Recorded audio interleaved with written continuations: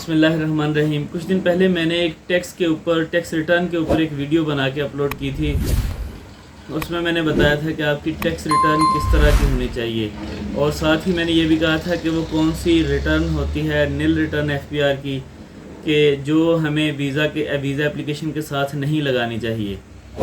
तो आज वही नील टैक्स रिटर्न जो है वो मैं आपको कंप्यूटर स्क्रीन के ऊपर दिखाता हूँ कि इस तरह की अगर आपकी नील रिटर्न है जिसमें आपका बिज़नेस जो है वो भी डिक्लेयर नहीं है और आपका इनकम जो है वो 4 लाख या उससे कम है, जिसके ऊपर आपको टैक्स नहीं देना पड़ता, या इनसफिशेंट है, या उसमें आपने इनकम अर्निंग, अपना सोर्स ऑफ इनकम, ये कुछ भी, और अपने एसेट्स डिक्लेयर नहीं किए, ऐसी रिटर्न जो है वो मैं आपको दिखाता हूँ।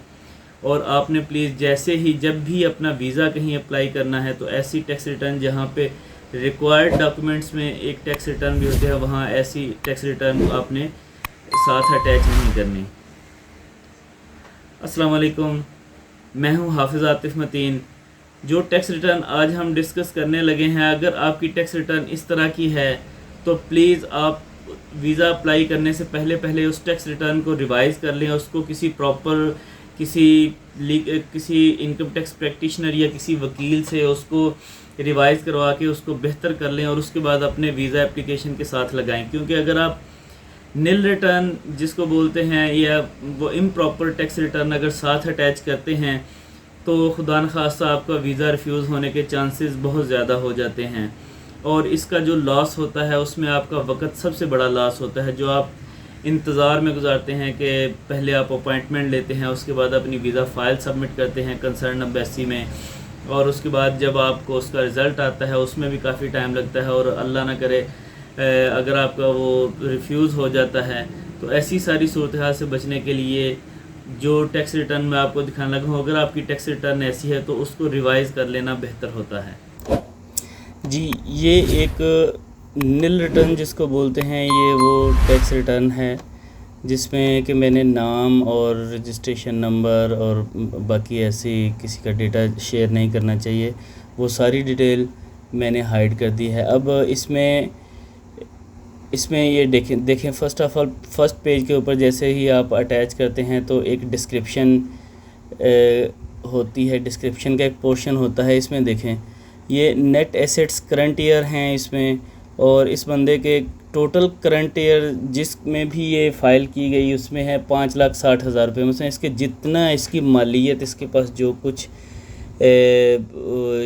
एसेट्स बोलते हैं इसको, मालियत को, जितनी चीज़ें इसके पास हैं उन सब की वैल्यू जो है वो 5,60,000 रुपये है। और अब सेकंड इसमें आ जाता है टैक्सेबल इनकम, वो डिक्लेयर हुई है इसमें 3,71,000 रुपये। ये क्यों डिक्लेयर हुई है 3,71,000 रुपये? हालांकि हर बंदा बहुत ज़्यादा पैसे कमा रहा होता है, मगर ये इतने बिलो 4 लाख से नीचे इसलिए लोग डिक्लेयर करते हैं अपनी इनकम कि ताकि उनको कोई टैक्स ना देना पड़े। 4 लाख से ऊपर तो फिर टैक्सेबल अमाउंट हो जाती है ना फॉर बिजनेसमैन, और जो दूसरे वो लोग होते हैं सैलरीड पर्सन के लिए कुछ ज़्यादा होती है कि वो एग्जेम्प्ट होते हैं कुछ अमाउंट तक। मसलन सैलरीड पर्सन के अलावा 4 लाख तक टैक्स लग जाता है, 4 लाख से ऊपर अगर आप अपनी इनकम डिक्लेयर करते हैं। और उसके बाद ये आ जाता है टोटल इनकम, यहाँ पे शो हुई है, ये है 3,71,000 रुपये। अब ऐसी टैक्स रिटर्न अगर आप साथ लगाते हैं तो मेरा नहीं ख्याल कि इसको लगाने का कोई फ़ायदा है। अगर ना भी आपका वीज़ा लगना हुआ तो वो भी आपका वीज़ा जो है वो रिफ्यूज़ हो जाएगा। अब इसमें देखें, इसने अपना सोर्स ऑफ इनकम जो है वो शो किया हुआ है कि वो कोई बिज़नेस कर रहा है, जैसे कि मैन्युफैक्चरिंग है और उसने मैन्युफैक्चरिंग बिज़नेस में ही आती है, और इसमें है इनकम फ्रॉम बिज़नेस, और ये 3,71,000 रुपये ये वही शो की हुई है। अब होना यहाँ पे ये चाहिए था कि एक बिज़नेस होता है, उसका एक वॉल्यूम होता है, उसमें उसके एक्सपेंडिचर्स होते हैं, मैनेजमेंट होती है, जो कि ये हैं, ये देखें ये मैनेजमेंट है, वो उसके टोटल सेलिंग एक्सपेंसेस जो हैं वो 29,000 रुपये डिक्लेयर हुए हैं। उसकी ट्रैवलिंग जो है पूरे साल की वो 7,500 की है, इलेक्ट्रिसिटी उसको 11,000 रुपये आई है, और कम्युनिकेशन जो है उसके ऊपर उसके 1,100 रुपये लगे हैं, और स्टेशनरी वगैरह के ऊपर उसके 900 रुपये लग गए हैं। और ये सारा कुल मिला जुला के 3,71,000 रुपये उसके बने हैं। ये उसका बिज़नेस वॉल्यूम है और इसी बिज़नेस वॉल्यूम से उसने सिर्फ़ और सिर्फ ये अर्निंग की है 3,71,000 रुपये इनकम। ऐसी टैक्स रिटर्न जो है वो साथ कभी भी अटैच नहीं करनी चाहिए। इसको आप बेहतर कर सकते हैं अपने ओरिजिनल सोर्सेज दे के, अपनी ओरिजिनल इनकम दे के और इसमें अपने एसेट्स दे के। अब यहाँ पे अगर हम फर्स्ट पेज के ऊपर ही देखते हैं तो यहाँ पे नेट एसेट्स जो हैं वो दिए गए हैं 5,60,000 रुपये।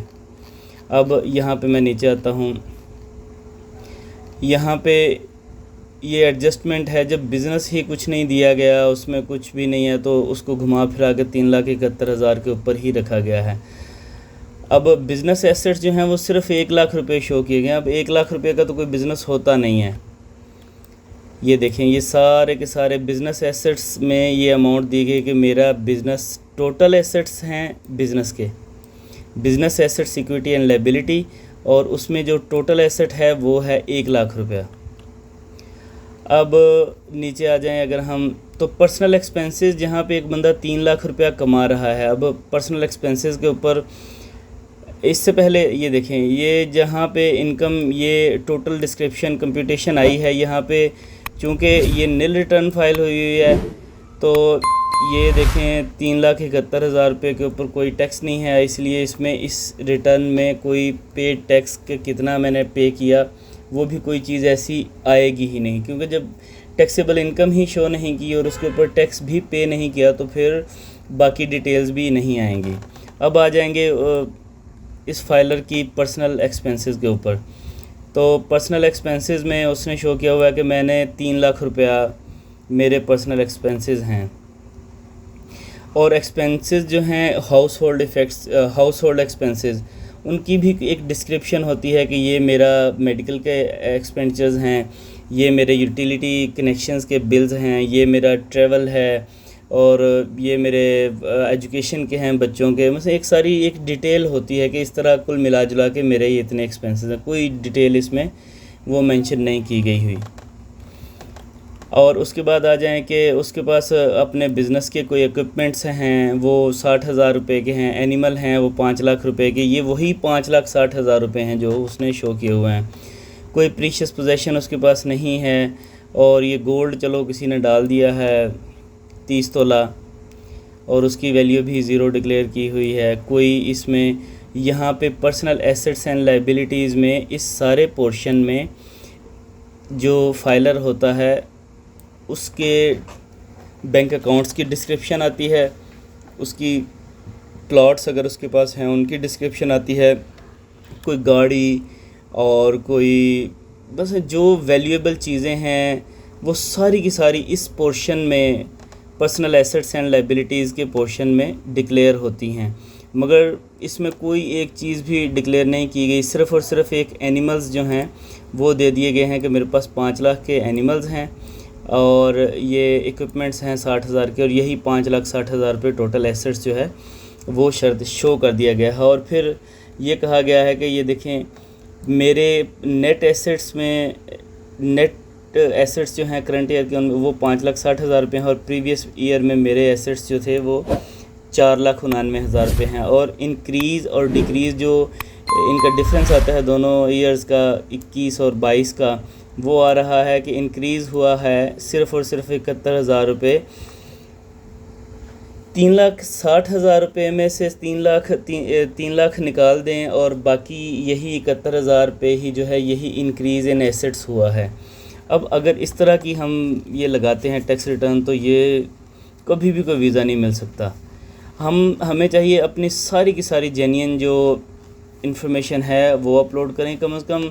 अब 3 लाख के ऊपर तो ना तो किसी का घर चलता है। यही चीज़ें जो है एम्बेसडर्स देखते हैं, वीज़ा ऑफिसर्स देखते हैं और इसी उस बेस के ऊपर तमाम कंट्रीज़ जो हैं वो वीज़ा रिफ्यूज़ कर देते हैं। जिनकी इनकम टैक्स रिटर्न जो हैं वो रिक्वायरमेंट्स में शामिल होता है वो इन चीज़ों को बहुत डीपली देखते हैं और वो एक्सपर्ट हो चुके होते हैं ये सारी चीज़ें देखने के। तो आप अपनी जैसे भी टैक्स रिटर्न है उसको पहले काइंडली ख़ुद चेक कर लें और चेक करने के बाद उसको अगर ज़रूरी है इस तरह की है अगर, तो उसको रिवाइज़ करवा लें, फिर उसको अपनी वीज़ा फाइल के साथ अटैच कीजिएगा। अगर आपको मेरी ये वीडियो पसंद आई है तो प्लीज़ मेरे चैनल को सब्सक्राइब करें, दोस्तों के साथ शेयर करें, लाइक करें, और कमेंट्स में अगर आप कोई भी चीज़ मुझसे पूछते हैं तो मैं इंशाल्लाह उसका प्रॉपर आपको रिप्लाई दूँगा। नेक्स्ट वीडियो तक अल्लाह हाफिज़।